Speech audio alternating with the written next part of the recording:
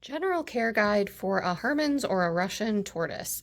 The first thing you'll need is obviously an enclosure. This is a rigid pond liner.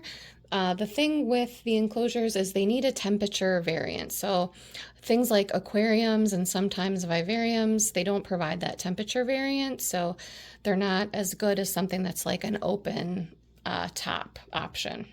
It needs to be about 90 to 95 degrees under the basking lamp or the hot side of the enclosure, down to about between 70 and 80 degrees on the cooler side of the enclosure. This is the basking lamp fixture with a basking bulb inside, and then they'll also need a, this is a UVB light, and they need that so they don't develop metabolic bone disease.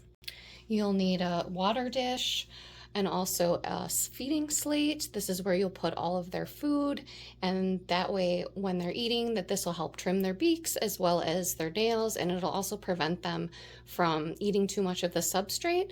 They'll also need something like a humid hide, as well as any like plants or decorations that you want to put in the enclosure for them. This is what I use for the UVB bulb. You do not have to purchase one of the fixtures from the pet store. They can be kind of expensive. So I had just bought one of these from Amazon and just made sure that the T5 bulb would fit.